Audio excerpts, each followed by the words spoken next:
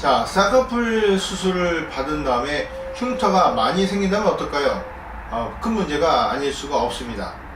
그냥 눈에 띄는 그런 흉터가 아니고 비유성 반응이나 켈로이드처럼 절개선 부분이 부풀어 오른다면 눈 자체, 눈 뜨는 기능 자체를 왜곡시켜서 이렇게 눈이 기울어지거나 찌그러지는 경우, 그리고 비대칭의 원인이 될 수가 있습니다.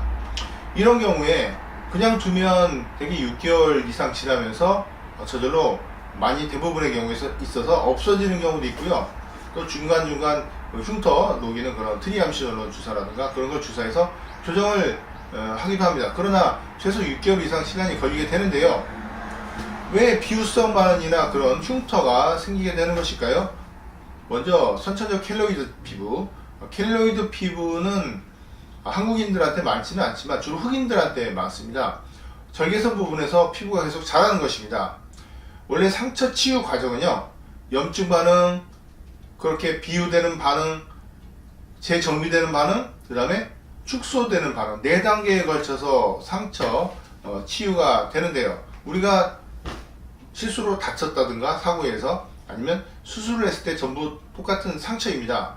그런 치유되는 과정이 있습니다만, 문제는 과도하게 그런 비유 반응이 일어나는 게 문제인데요.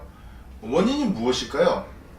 원인은 선천적으로 자신의 그런 DNA에 내재된 그런 특질이 첫 번째 원인이 될 수가 있겠고요.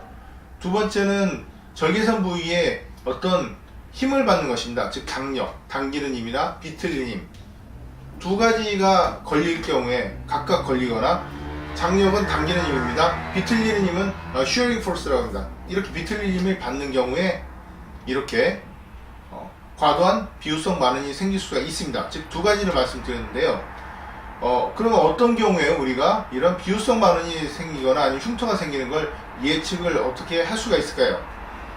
피부가, 제 경험으로는요, 피부가 밝은 분보다는 검은 분들이 상피가 좀 두껍습니다. 그래서 비유성 반응이 생기는 경향이 더 있고요.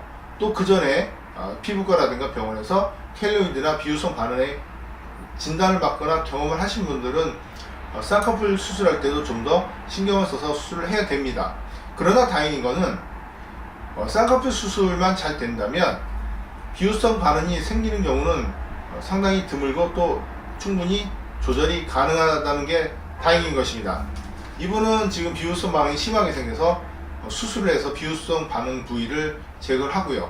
그리고 수술 직후의 사례를 보여드리고 있는데요. 이렇게 비유성 반응, 과도한 비유성 반응을 해서 눈도 안 떠지고 또 비틀리면서 당겨지게 됩니다. 그러니까 비유성 반응이 생기면서 또 안쪽에 근육성 세포들이 있습니다. 비유성 반응 조직에는요, 현미경을 관찰하게 되면 근육세포들이 있어서 당겨 쪼여지게 됩니다. 그래서 이렇게 눈이 찌그러지게 되는 것입니다.